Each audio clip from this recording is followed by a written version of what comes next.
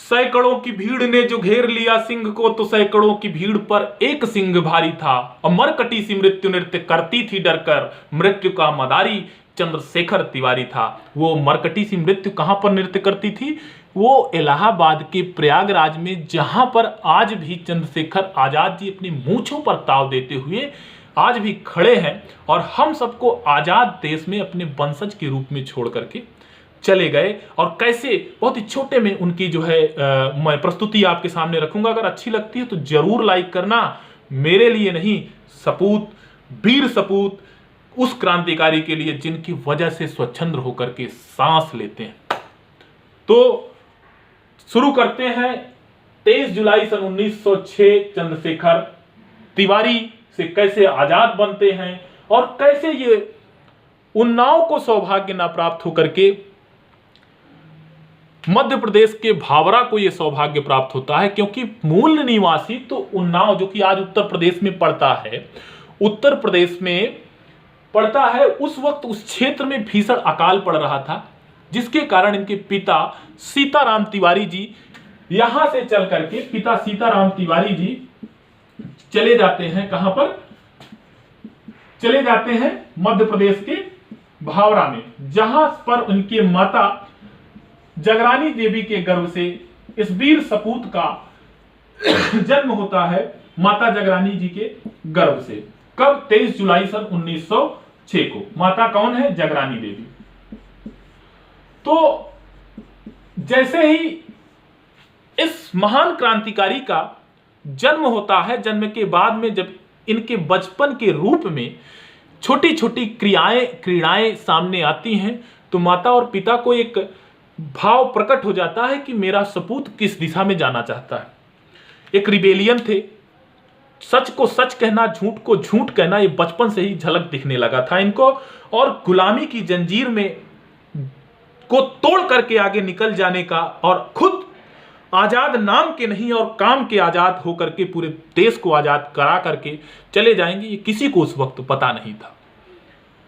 और माता जगरानी देवी सोचती है कि इनको बनारस भेज करके संस्कृत की शिक्षा ग्रहण करवाएंगे, जिससे इनके मन में एक कूलता आएगी, एक शांति आएगी, और ये जो है आगे चल करके एक शांति प्रवृत्ति के बनेंगे। जबकि ये ना तो नियति को मंजूर था और ना ही चंद्रशेखर सीताराम तिवारी जी को यह मंजूर था।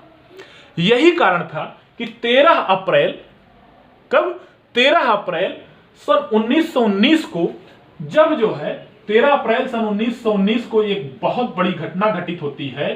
सन 1919 को ये उस स्थान या जो है उस एरिया को नहीं, पूरे विश्व को झकझोर देता है। आज भी जलियांवाला बाग हत्याकांड को जब आप याद करते हैं, जिसको चंद्रशेखर आजाद जी ने को गहरे से झकझोर दिया और एक जन्म दिया क्रांतिकारी का, जो आगे चल के महज 15 वर्ष की उम्र में 1921 में जुड़ जाते हैं गांधी जी के असहयोग आंदोलन से। असहयोग आंदोलन से ये जुड़ जाते हैं, और उसके बाद में उस वक्त जो है काफी नेताओं को जेल होती है, तो इनको भी जेल होता है। और जेल में जब ये अंग्रेज जज के सामने पहुंचते हैं और जज इनसे पूछता है नाम, तो ये बताते हैं आजाद। पिता का नाम पूछते हैं तो ये बताते हैं स्वतंत्रता, और जब घर का पता पूछते हैं तो ये बताते हैं जेल। इससे अंग्रेज जज वहां पर मौजूद तो भारतीय लोग काफी खुश होते हैं, लेकिन अंग्रेज जज को भीषण गुस्सा आता है और इनको 15 कोड़े मारने का आदेश सुनाते हैं। तो जितनी बार इनके ऊपर कोड़े पड़ते थे, आम पब्लिक आह करता है, लेकिन ये भारत माता की जय बोलते थे। ये सारी चीजें आगे बढ़ती हैं, और उसके बाद में जब ये असहयोग आंदोलन चौरी चौरा गोरखपुर में एक स्थान पड़ता है, जहां पर एक उग्र रूप ले लेता है, और उसके बाद में एक थाने में आग लगा दी जाती है। और थाने में आग लगाने के कारण 23 पुलिसकर्मी समेत 3 लोगों की मौत हो जाती है, जिसमें गांधी जी को काफी दुखी किया, और उसके बाद असहयोग आंदोलन को ये रोक दिए। असहयोग आंदोलन को वहीं पर स्थगित कर दिए, और जिससे चंद्रशेखर आजाद जी जब ये स्थगित कर देते हैं तो वो काफी दुखी होते हैं, और अलग रास्ते पर चल करके क्रांतिकारी गतिविधियों को करने का मन बनाते हैं और इनकी उसी वक्त युवा क्रांतिकारी मनमथनाथ गुप्त से मुलाकात हो जाती है और मनमथनाथ गुप्त ले जाकर के हिंदुस्तान रिपब्लिकन एसोसिएशन के संस्थापक रामप्रसाद बिस्मिल जी से इनकी मुलाकात करा देते हैं और रामप्रसाद बिस्मिल इनसे बहुत प्रभावित होते हैं और उसके बाद इनको राजस्व इकट्ठा करने का काम दे देते हैं, जिसमें सरकारी धन या तमाम ऐसी चीजों को जो कि ब्रितानी हुकूमत थी उसको लूटना था।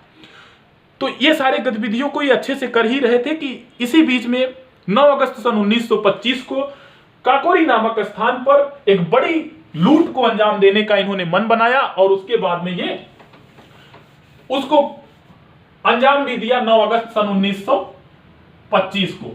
और उसके बाद में 9 अगस्त 1925 को जब ये अंजाम देते हैं तो उसमें हिंदुस्तान रिपब्लिकन एसोसिएशन के तमाम बड़े क्रांतिकारी थे।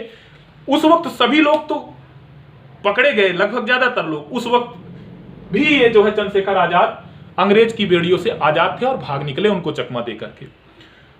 फिर उसके बाद में एक घटना घटित होती है, साइमन कमीशन आता है। साइमन कमीशन के आने पर लाला लाजपत राय की उस आंदोलन के दौरान, उसके विरोध के दौरान अंग्रेज पुलिस अधिकारियों के लाठी चार्ज में उनकी अत्यधिक चोट आती है और चोट आने के कारण उनकी मौत हो जाती है। और मौत हो जाने के उसमें अंग्रेज पुलिस अधिकारी सैंडर्स और एक पुलिसकर्मी था जिसका नाम अभी याद नहीं, वो जो है वो भीषण जो है पिटाई उनकी कर देता है, जिससे हमारे बीच में से जो है लाला लाजपत राय उस वक्त क्रांतिकारियों के बीच से जुदा हो जाते हैं और एक बात कहते हैं कि जो हमारे ऊपर एक एक लाठी पड़ रही है, अंग्रेज की जो ये सत्ता है उसमें आखिरी कील साबित हो रही है।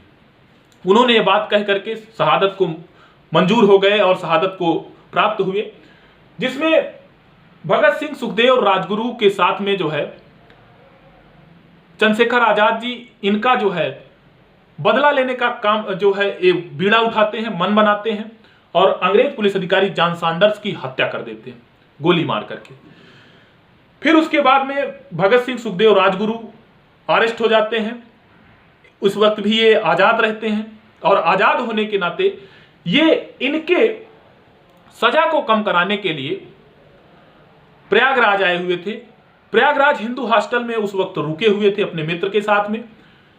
वहां से मुश्किल से 200 मीटर की दूरी पड़ती है जहां पर इनको बैठे हुए थे कि अंग्रेज पुलिस अधिकारियों को यह भनक होती है कि यहां पर हिंदुस्तान सोशलिस्ट रिपब्लिकन एसोसिएशन के भयंकर क्रांतिकारी, उस वक्त वो लोग लुटेरे कहते थे इनको, मौजूद हैं और इस के कारण वो सैकड़ों पुलिसकर्मी इनको घेर लेते हैं।